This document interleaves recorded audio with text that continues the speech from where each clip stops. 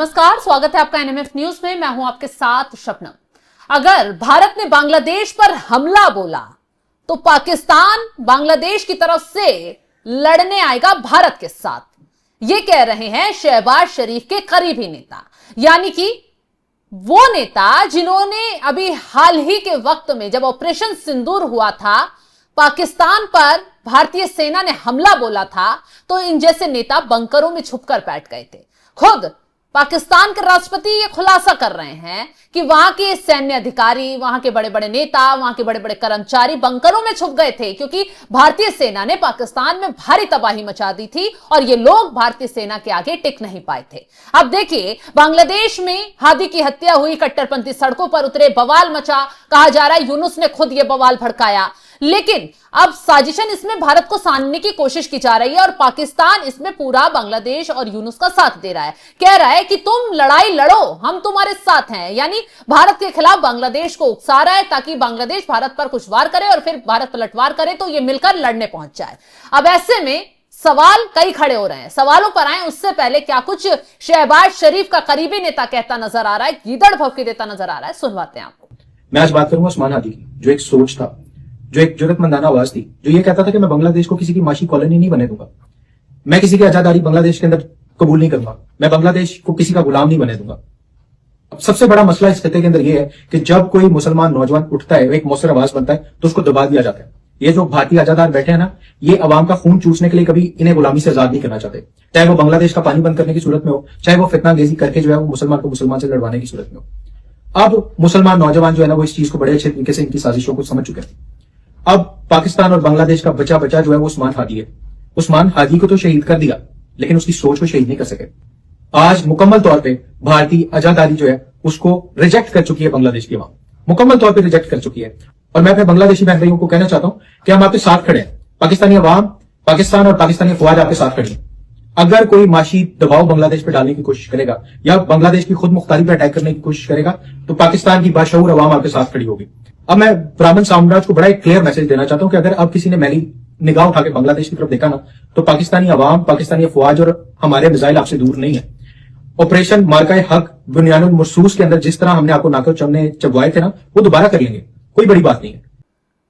तो देखा आपने, अपने घर में तो पिट गए, लेकिन दूसरों के लिए ऐसे दिखा रहे हैं हम बहुत शेर हैं। तो अभिषेक, बांग्लादेश पर भारत वैसे तो हमला नहीं करेगा, क्योंकि भारत की तरफ से साफ साफ कह दिया गया है अगर कदम एक भी आगे बढ़ाया तो अंजाम भुगतना पड़ेगा। लेकिन इस तरीके की गीदड़ भौंकियों का शायद भारत पर कोई फर्क नहीं पड़ता। क्या भारत को उकसाने की कोशिश इस तरीके के बयानबाजी से की जा रही है? देखिए, बांग्लादेश पर भारत हमला क्यों करेगा, पहले तो आप ये जान लीजिए, बांग्लादेश एक अलग देश है। भले ही वो 4000 किलोमीटर से ज्यादा की सीमा भारत के साथ साझा करता है, लेकिन सीमा पर तो तनाव नहीं है। क्या सीमा पर पाकिस्तान की, माफ कीजिएगा, बांग्लादेश की तरफ से कुछ उकसावे की कार्रवाई चल रही है या फिर बांग्लादेश भारत की तरफ से कोई उकसावे की कार्रवाई चल रही है? नहीं। फिलहाल बांग्लादेश में जो हालात हैं वो बांग्लादेश के अंदरूनी हालात हैं। बांग्लादेश फिलहाल अंदरूनी गृह युद्ध से जूझ रहा है, उसमें भारत का क्या मतलब है? लेकिन जिस तरीके से उस्मान हादी के हत्यारों को कहा गया कि मारकर वो भारत चले गए, भारत प्रायोजित ये हमला हुआ, लेकिन उसके बाद क्या होता है? उसके बाद मोहम्मद यूनुस पर और उसी का उस्मान हादी का भाई आरोप लगाता है कि आपकी वजह से ये सब हुआ है। पहली चीज। दूसरी चीज, आप मुझे बताइए, जो बंकरों वाली बात आपने कही, शहबाज शरीफ रात को 2:30 बजे आसिम मुनीर को फोन करता है, उसकी पैंट गीली हो जाती है। इनका राष्ट्रपति बंकर में रहता है। आसिम मुनीर का 10 दिन तक आपको पता चला आसिम मुनीर कहां था जब ऑपरेशन सिंदूर हुआ 7 मई से 10 मई के बीच, उसके बाद भी 1 हफ्ता तक पता चला आपको आसिम मुनीर कहां है। और इनका आसिम मुनीर मतलब अपनी कोर कमांड के सेंटर में भी बुलेट प्रूफ ग्लास के पीछे रहता है। कहीं अपने देश में भी जाता है तो वो बुलेट प्रूफ जैकेट पहनकर जाता है। अभी क्रिसमस पर भी वो चर्च में गया तो वहां भी वो बुलेट प्रूफ जैकेट पहनकर गया। अब इनके पास मतलब ऑपरेशन सिंदूर के दौरान बहुत सारी चीजें हमने दर्शकों को बताया और बहुत सारी चीजें हमने देखी। खबरें क्या थी कि पाकिस्तान का जो एयरफोर्स है उसका 40% जो फाइटर जेट है वो तो खत्म पड़ा है, मतलब उसकी सर्विसिंग तक के पैसे नहीं है। पाकिस्तान 10 दिन का मतलब डीजल का खर्च नहीं वहन कर सकता। युद्ध अगर होता है भारत के साथ तो यह पाकिस्तान क्या बांग्लादेश के साथ लड़ेगा, और बांग्लादेश के साथ भारत क्यों लड़ेगा? मतलब भारत की एक हैसियत है, भारत की मतलब एक कहें कि एक स्टैंडर्ड है भारत का, बांग्लादेश के साथ क्यों लड़ेगा? मतलब एक बांग्लादेश के साथ क्यों लड़ेगा? पाकिस्तान, जब पाकिस्तान के ऊपर अपने ऊपर बात आई तो पाकिस्तान उस बात को संभाल नहीं पाया। सऊदी के आगे गिड़गिड़ाया पाकिस्तान, फिर अब अमेरिका के आगे गिड़गिड़ाया पाकिस्तान, अब बांग्लादेश को के ऊपर जब बात आ रही है तो ये खुद को बड़ा भाई दिखाने की कोशिश करें। कहानी को समझिए, 1971 में जब बांग्लादेश अलग हुआ तो पाकिस्तान के लिए शर्मनाक था ये। भाई एक देश के दो टुकड़े भारत के 3000 सैनिकों ने करवा दिए। भारत के 3000 सैनिक अगर 93,000 सैनिकों की पेंट उतरवा देते तो वाकई में इंटरनेशनली ये बहुत बड़ा बेइज्जती का एक मतलब विषय है और बेइज्जती इससे होती है। लेकिन उस वक्त भी एक धड़ा मौजूद बांग्लादेश में ऐसा था जो चाहता था कि बांग्लादेश अलग ना हो पाकिस्तान से। वो धड़ा आज भी मौजूद है और उस वक्त के हिसाब से जनसंख्या जिस तरीके से वृद्धि हुई है तो वो एक बड़ा धड़ा उभर कर सामने आया है। मोहम्मद यूनुस सत्ता पर बने रहने के लिए पाकिस्तान का साथ दे रहे हैं। अब पाकिस्तान ये चाहता है कि वो जो जलालत हुई थी 1971 में उसका बदला लिया जाए। देखिए पाकिस्तान ये चाहता है कि एक बार फिर से जो बांग्लादेश है वो पूर्वी पाकिस्तान बन जाए, वो एक बार फिर से पाकिस्तान का हिस्सा बन जाए। हालांकि मुंगेरी लाल के हसीन सपने के अलावा और कुछ नहीं है, क्योंकि बांग्लादेश एक बार फिर से जाके पाकिस्तान के साथ नहीं मिलेगा, क्योंकि यही वो बांग्लादेश है जिसमें ये कहकर बंगालियों को काले बताकर और भद्दे दिखते हैं ऐसा बताकर 30 लाख बांग्लादेशियों को मारा गया था। 5 लाख महिलाओं का शरीर नोचा गया था और कहा गया था कि इनकी नस्लें बदलनी है, इसलिए हम इन महिलाओं को नोच रहे हैं। तो वो बांग्लादेश में भले ही कट्टरपंथी समूह आज ताकतवर है, लेकिन बांग्लादेश में और भी लोग हैं। बांग्लादेश में 70% लोग आज भी ऐसे हैं जो पाकिस्तान के साथ नहीं जाना चाहते, या फिर मोहम्मद यूनुस जो कर रहे हैं वो उसका समर्थन नहीं करते। लेकिन गोलियों के सामने, सेना के सामने वो अपनी आवाज नहीं उठा सकते हैं, उस तरीके से सड़कों पर प्रदर्शन नहीं कर सकते हैं। तो ये बड़ी वजह है। मुझे कुछ भी नहीं लगता है, मुझे बस इतना लगता है कि 71 वाली खींच को मिटाने की एक असफल कोशिश पाकिस्तान कर रहा है। पाकिस्तान फिर से पूरी पाकिस्तान बनाने की कोशिश कर रहा है। अभिषेक, 1971 को तो वक्त बीत गया, ठीक है, वो जख्म है, अभी तक भरा नहीं है पाकिस्तान का दर्द।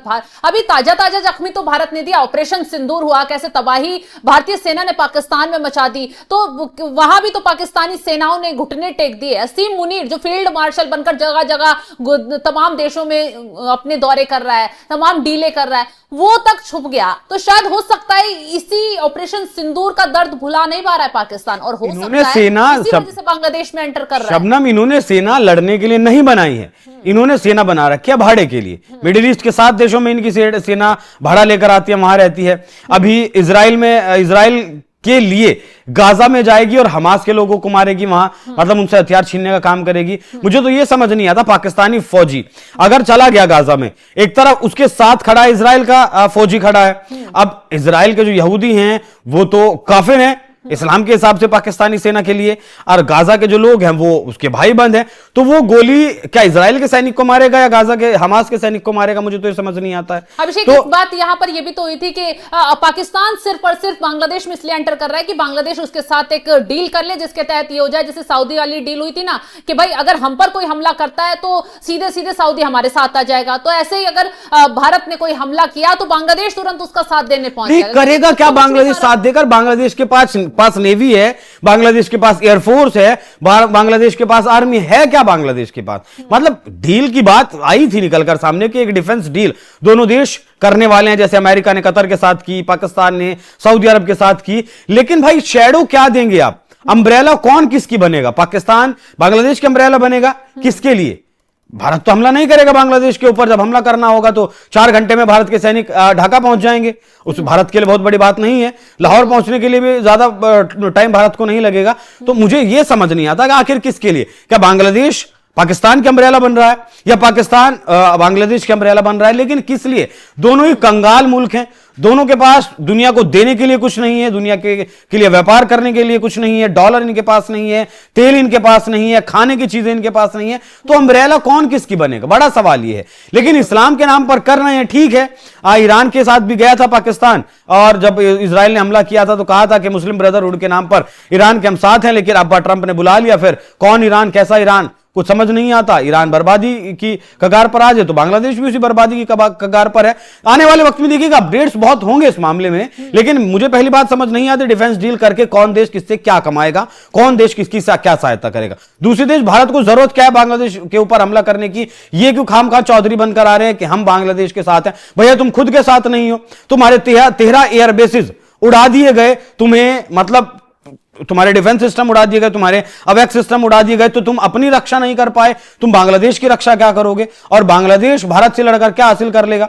$11 बिलियन का व्यापार है भारत और बांग्लादेश के बीच, जिसमें से लगभग $10 बिलियन का सामान बेचता है भारत। किसे? बांग्लादेश को। भारत के ऊपर टिकी है जो पूरी टेक्सटाइल इंडस्ट्री दुनिया में। बांग्लादेश का जो कपड़ा फेमस है, वो कच्चा धागा कहां से जाता है? आपका भारत से जाता है। वो डिफेंस, वो इंडस्ट्री, जो क्लॉथ इंडस्ट्री है, वो पूरी तरीके से खत्म हो गई है। क्या मुझे समझ नहीं आ रहा है बात का, बात समझ नहीं आ रही है कि करना क्या चाहते हैं लोग। सिर्फ हिंदुओं का सर्वनाश बांग्लादेश से अगर करना चाहते हैं, इससे ज्यादा तो मुझे नहीं लगता कुछ कर पाएंगे। बिल्कुल, अगर ऐसा कदम भी उठाया तो शायद भारत की तरफ से तबाही झेलनी पड़ जाएगी, क्योंकि भारत के साथ जितना व्यापार बांग्लादेश करता है, उससे अगर भारत ने कदम पीछे खींच लिए, व्यापार पूरी तरीके से बंद कर दिया, तो बांग्लादेश घुटनों पर आ जाएगा। ये बात वो अच्छी तरीके से जानता है। फिर चाहे पाकिस्तान उसे पुचकारे, उसके कंधे पर बंदूक रखकर चलाए, और फिर चाहे कितना भी ये कहे कि मैं तेरे साथ हूं, उससे फर्क नहीं पड़ेगा। अब देखिए, जो पाकिस्तान भारत से नहीं लड़ पाया, जो पाकिस्तान हथियारों के बलबूते पर कुछ नहीं कर पाया, वो अब मुसलमानों के नाम पर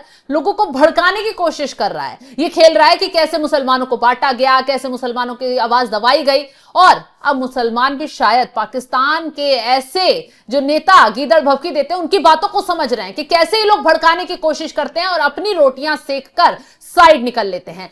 अब ऐसे में पाकिस्तान को शबनम, बस एक लास्ट बात मुझे याद आई। इन्होंने जब भारत ने पानी रोका था सिंधु का, तो इनके नेताओं ने क्या कहा था तमाम लोगों ने कि हम बांध उड़ा देंगे, जिनका जो मतलब प्यासे मर रहे हैं। भारत कभी उन्हें बाढ़ में डुबो देता है, कभी सूखे में मार देता है। गेहूं की फसल उनकी बर्बाद हो चुकी है पूरी तरीके से। वो जो मतलब चिट्ठियों पर चिट्ठियां लिख रहा है पाकिस्तान भारत के लिए, वर्ल्ड बैंक को, जो इसका मध्यस्थता वर्ल्ड बैंक के थ्रू होती है, इसकी सिंधु जल संधि की, जो पाकिस्तान गिड़गिड़ाते हुए चिट्ठियों पर चिट्ठियां लिख रहा है, वो बांग्लादेश का साथ क्या देगा? जो अपने लिए नहीं लड़ पा रहा है भारत से, जो भारत का मुकाबला अपने लिए नहीं कर पा रहा है, वो बांग्लादेश का क्या ही साथ देगा? सही बात है। जो अपने आप को नहीं बचा पाया, वो बांग्लादेश को क्या बचाने पहुंचेगा? अपने घर में खुद भारतीय सेना से पिट गया। चलिए, इस खबर को लेकर आप क्या कुछ राय रखते हैं, कमेंट बॉक्स में जरूर बताइएगा। और तमाम बड़ी खबरों की अपडेट के लिए आप हमारी वेबसाइट www.newsnmf.com पर जाकर भी लॉग इन करें। नमस्कार।